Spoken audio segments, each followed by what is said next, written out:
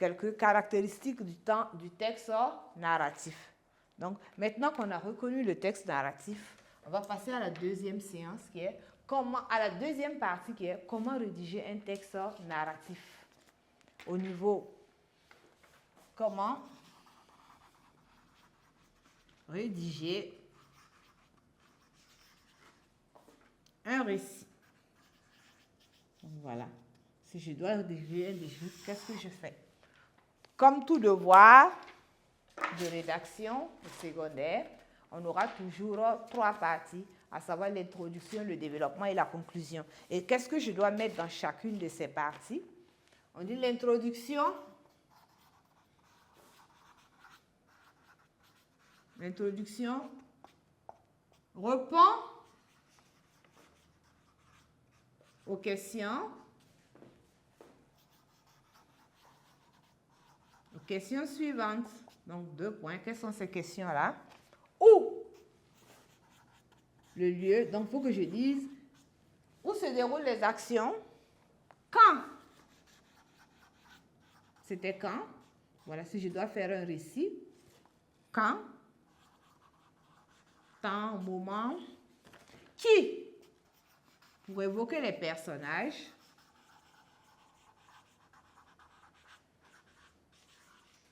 Personnage. Quoi? Si c'est un événement, quel événement? Donc, quel fait?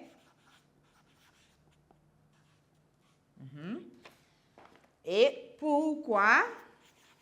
Donc, je vais dire pourquoi? Pour évoquer les circonstances. Donc, voilà. Après avoir rédigé mon introduction, je dois trouver la réponse à ces questions. Où, quand, quoi? Par exemple, je dis, pendant les vacances scolaires, pendant les dernières vacances scolaires, j'ai rendu visite à mes grands-parents afin de pouvoir les aider à mes grands-parents qui sont à Tenkodogo, afin de les aider dans leurs travaux champêtres. Une telle introduction. Dans la suite, dans ce qui va suivre, je vais vous faire le récit de mes vacances. Donc, voilà. Si je prends une telle introduction, c'est où? C'est à Tenkodogo. Quand? Pendant les vacances dernières. Qui? Moi, avec mes grands-parents. Et quoi? Aider mes grands-parents. Pourquoi? Et également, je vais pour aider mes grands-parents dans leurs travaux champêtres. Donc, dès l'introduction, voilà les réponses à les questions que vous devez poser. Donc, pendant les vacances scolaires de l'année dernière, je me suis rendue à Tenkodogo afin d'aider mes grands-parents dans les travaux champêtres. Dans les lignes qui suivent, je vais vous faire le récit de mes vacances. Et voilà. Maintenant, le développement. Au développement, qu'est-ce qu'il faut faire? Au développement, voilà, il faut relater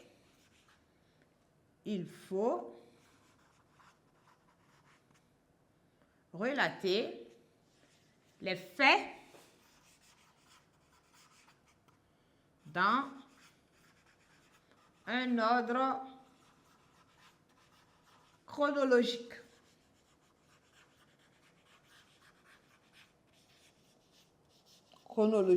Donc voilà, par exemple, d'abord le matin quand je me levais, je m'activais à faire la bouillie ou encore le petit déjeuner de mes grands-parents. Ensuite, on prenait la route pour les champs où j'aidais à s'aimer, à récolter, à ranger ceci, à faire cela. Et enfin, dans la soirée, voilà ce que nous faisions. Voilà. Ou encore ensuite, en fin de soirée, nous rentrons à la maison. Donc, il faut évoquer les actions, les faits dans un ordre chronologique. Et puis, en conclusion, en conclusion, je parle toujours dans le cadre d'une rédaction. En conclusion, il faut exprimer ses sentiments.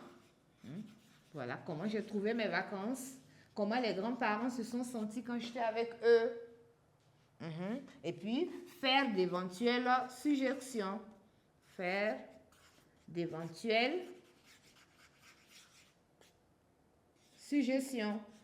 Si par exemple, l'année prochaine, je compte aller plus tôt ou encore aller avec mes frères pour qu'on puisse aider encore mieux nos grands-parents, ou encore je compte mieux travailler à l'école afin d'avoir les moyens pour pouvoir acheter des tracteurs afin de faciliter la tâche à mes grands-parents. Je prends le cas encore de mes vacances où j'ai décidé d'aller aider les grands-parents au village. Donc voilà comment peut se présenter un devoir de rédaction sur le récit. Donc je reprends. Un devoir de rédaction sur le récit. Comme on le sait, tout devoir de rédaction comporte 3 parties. L'introduction, le développement et la conclusion. Maintenant, qu'est-ce qu'il faut mettre dans chacune de ces parties? J'ai dit que dans l'introduction, il faut que l'on puisse être capable de donner la réponse aux questions suivantes. Où? Ce n'est pas dans l'ordre forcément, mais ce sont les questions que je dois me poser. Où? Quand? Qui? Quoi? Pourquoi? Etc. Je dis par exemple, les vacances dernières, j'ai décidé de me rendre à Tenkodogo afin d'aider mes grands-parents dans les travaux champêtres.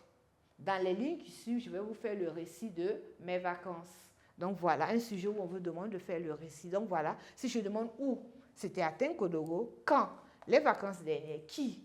Moi. Quoi? Je suis allée aider mes grands-parents dans les travaux champêtres. Et maintenant, au développement, on dit de choisir, de relater les faits dans un ordre chronologique. D'abord, donc je me dis, d'abord le matin quand je me levais, je préparais le petit déjeuner pour les grands-parents. Ensuite, on prenait la route pour le champ. Au champ, voilà ce que je faisais ceci, je faisais cela, pendant peut-être une telle période. Et puis maintenant, enfin, peut-être quand j'étais en fin de mes vacances, ma mère est venue afin que nous rentrions. Elle est venue avec les autres frères ou encore d'autres cousins se sont venus et voilà ce qu'on faisait. Maintenant, pour terminer, je vais maintenant donner mes sentiments, c'est-à-dire comment j'ai trouvé le fait d'aller aider mes grands-parents. J'ai aimé, c'était bien, les grands-parents étaient heureux.